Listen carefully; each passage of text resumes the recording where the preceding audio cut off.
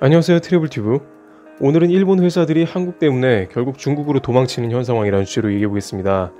일본 정부의 한국에 대한 수출 규제로 인해서 갑작스럽게 관련 기업들의 큰 피해가 예상되는 가운데 한국은 물론이지만 이제 일본 기업은 방법을 찾다가 못해서 중국으로 회사를 피신시키는 방법을 강구하고 있다는 보도가 나와 관심을 끌고 있습니다. 연합뉴스가 인용한 이용계 기자에 따르면 일본 회사들이 자구책을 본격적으로 마련하기 시작했다는 정황이 포착되었다는 것입니다. 처음에 일본 회사들은 일본 정부가 정당한 절차를 거친다면 수출을 허가할 것이라는 말을 믿고 기다리고 있었는데 막상 기업들 입장에서는 그 절차라는 것이 매우 까다롭고 복잡한 데다가 일본 정부의 여러가지 앞뒤가 안 맞는 말도 그렇고 한국이 A그룹에서 B그룹으로 강등되었음에도 불구하고 C그룹인 중국과 대만보다 더욱더 심사가 엄격한 것을 보고 더 이상 정부의 말만 믿고 있다가는 자칫 한국의 제품을 납품하지 못하게 될 수 있다는 우려가 생겼다는 것입니다. 또한 90일가량 심사기한을 기다려봤자 결국에는 수출이 무산될 위험성도 크다는 것입니다. 게다가 한국에서는 일사불란하게 반도체 및 디스플레이 부품 소재의 변화를 주려고 하는 시도가 매우 빠르게 전개되고 있어 불안감을 가중시킨다는 것입니다.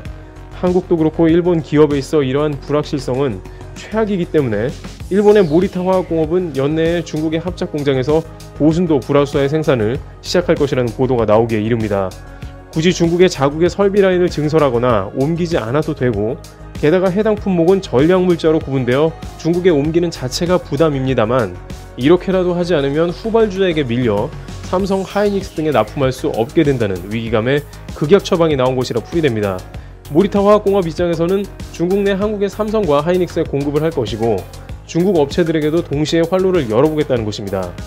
모리타 화학의 모리타 사장은 기업 점유율이 떨어지는 것에 대해 큰 걱정이라며 위기감을 나타냈습니다. 물론 중국 생산은 2년 전부터 계획은 하고 있었으나 이렇게 고순도 제품까지 생산하려고 하는 것은 일본 수출 규제 때문에 어쩔 수 없이 진행된 모양새입니다. 그러면서 일본에서 한국으로 수출하는 게 아니라 중국에서 한국으로 우회 수출할 계획이라고 밝혔습니다. 한편 도쿄오카 공업은 EUV용 레지스트를 한국에서도 생산 및 납품을 한다며 이번 규제로 한국에서의 레지스트 증산을 검토하고 있다고 밝혔습니다. 이 역시 예전에는 없던 모습으로 모두 일본 내 엄격한 심사를 피하기 위함이라고 전해집니다.